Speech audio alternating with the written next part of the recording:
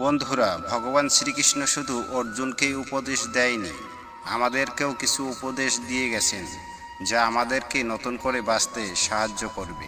তাহলে চলুন বন্ধুরা, আমরা আজকে জেনে নেই সেই উপদেশগুলি কি। ভগবান শ্রীকৃষ্ণ বলেছেন, হে প্রিয় মানব, তুমি কেন এত হতাশ? তোমার হৃদয়ে কেন এত বেদনা? আমি তো তোমার পরমাত্মা, যিনি যুগে যুগে মানুষের হৃদয়ে নতুন আশার আলো জাগাতে আসে। এই দুঃখ, এই কষ্ট, এগুলি জীবনের অংশ। যেমন রাতের পরে ভোর আসে, তেমন অন্ধকারের পরে আলো অবশ্যই আসবে। তুমি হয়তো ভাবছো তোমার চারপাশে শুধু অন্ধকার, কিন্তু একটু চোখ বন্ধ করে দেখো, তোমার ভিতরেই রয়েছে এক অফুরন্ত শক্তি। সেই শক্তি তোমাকে বাঁচিয়ে রেখেছে, লড়াই করার প্রেরণা দিচ্ছে। তোমার অতীতকে আঁকড়ে ধরে বসে থেকো না। যা চলে গেছে তা শুধুমাত্র একটি পাঠ। সেই পাঠ থেকেই শিক্ষা নাও, কিন্তু তার বোঝা কাঁধে নিয়ে ঘুরে বেরিও না। জীবনের প্রতিটি মুহূর্ত এক নতুন উপহার, প্রতিটি নিঃশ্বাস এক নতুন সুযোগ। তুমি যদি ব্যর্থ হও, তাতে কি?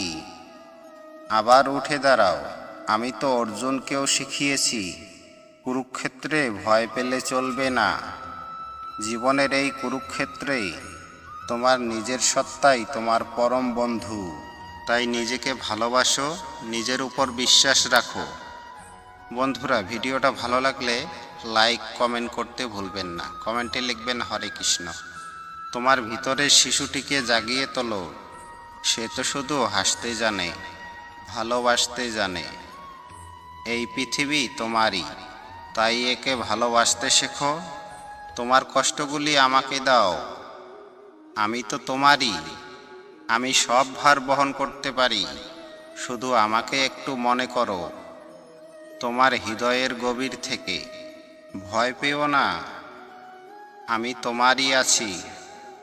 তোমার প্রতিটি পদক্ষেপে, তোমার প্রতিটি ভাবনায়। নতুন করে বাঁচো, নতুন করে ভালোবাসো। এই জীবনকে একটি উৎসবের মতো উপভোগ করো। দুঃখ তো শুধু মেঘের মতো, যা ক্ষণিকের জন্য সূর্যকে ঢেকে রাখে, কিন্তু সূর্যের আলো চিরন্তন। তুমি সেই চিরন্তন আলো। ভগবান শ্রীকৃষ্ণের এই কথা যদি আমরা অক্ষরে অক্ষরে পালন করি, আমাদের জীবন হয়ে উঠবে সুখময়।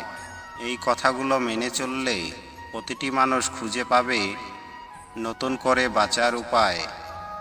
বন্ধুরা, এই ভিডিওটা যদি ভালো লাগে, লাইক শেয়ার সাবস্ক্রাইব করতে ভুলবেন না। ছোট্ট একটা কমেন্টে লিখবেন হরে কৃষ্ণ।